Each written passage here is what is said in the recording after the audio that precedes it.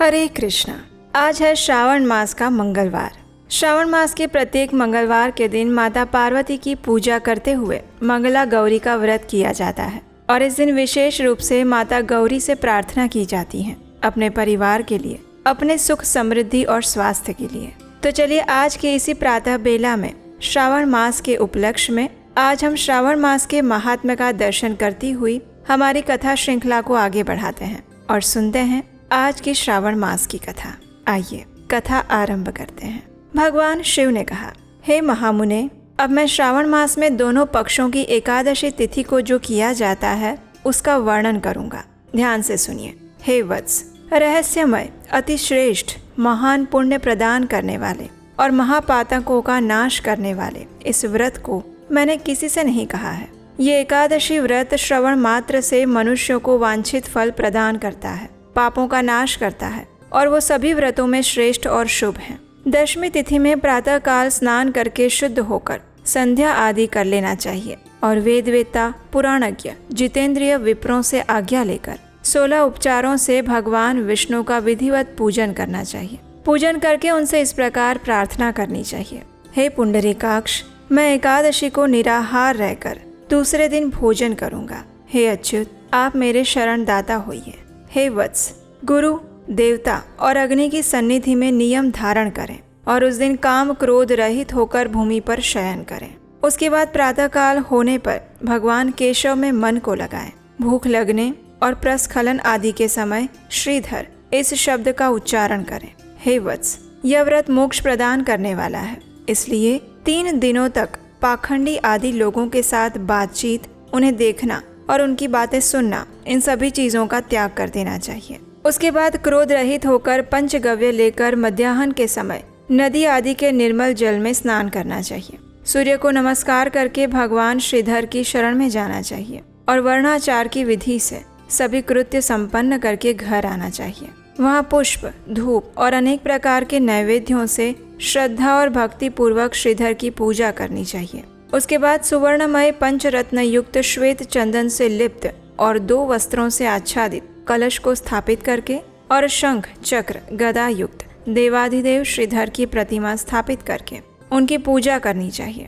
फिर गीत, वाद्य और कथा श्रवण के साथ रात्रि में जागरण करना चाहिए। इसके बाद विमल प्रभात होने पर द्वादशी के दिन विधिवत पूजन करना चाहिए और फिर बुद्धिमान मनुष्य को चाहिए कि वो श्रीधर इस नाम का जप करें।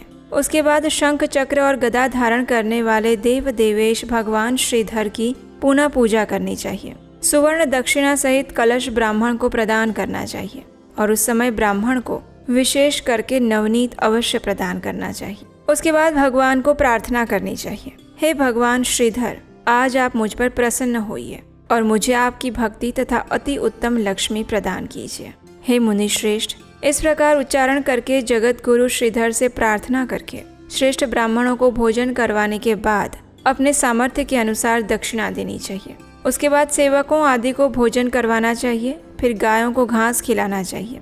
इसके बाद मित्रों और बंधु बांधवों के साथ स्वयं भोजन करना चाहिए। हे सनत कुमार, मैंने आपको ये श्रावण मास के शुक्ल पक्ष की एकादशी व्रत की विधि बताई है। इसी प्रकार कृष्ण पक्ष की एकादशी में भी करना चाहिए। दोनों व्रतों में अनुष्ठान एक समान होता है, केवल देवताओं के नाम में भेद है। कृष्ण पक्ष की एकादशी में जनार्दन मुझ पर प्रसन्न हो, ऐसा वाक्य बोलना चाहिए। शुक्ल एकादशी के देवता श्रीधर हैं और कृष्ण एकादशी के देवता जनार्दन हैं। हे सनत कुमार, ये मैंने आपसे दोनों एकादशी व्रतों का वर्णन किया। इस एकादशी व्रत के समान पुण्यप्रद व्रत कोई भी नहीं है और ना कोई होगा। आपको ये व्रत गुप्त रखना चाहिए और दुष्ट हृदय वाले को नहीं देना चाहिए। हे सनत कुमार, अब मैं द्वादशी तिथि में होने वाले श्री हरि के पवित्रारोपण व्रत का वर्णन करूंगा। पूर्व में देवी की कही गई पवित्रारोपण विधि के समान ही इसका भी पवित्रारोपण होता है। इसमें जो विशेष बात है वो मैं तुम्हें बताऊंगा, सावधान होकर सुनिए। हे महामुने, इस व्रत के लिए जो अधिकारी बताया गया है उसे आप सुनिए। इस व्रत को कौन कर सकता है? ब्राह्मण, क्षत्रिय, वैश्य, शूद्र और स्त्री, इन सभी को अपने धर्म में स्थित होकर भक्ति पूर्वक पवित्रारोपण करना चाहिए। द्विज को चाहिए कि अतो देवा इस मंत्र से वो भगवान विष्णु की पूजा करें। स्त्रियों और शूद्रों के लिए नाम मंत्र है जिसके द्वारा वे विष्णु भगवान की पूजा कर सकते हैं। इसी प्रकार द्विज कद्रुदाय इस मंत्र से शिव जी की पूजा करें।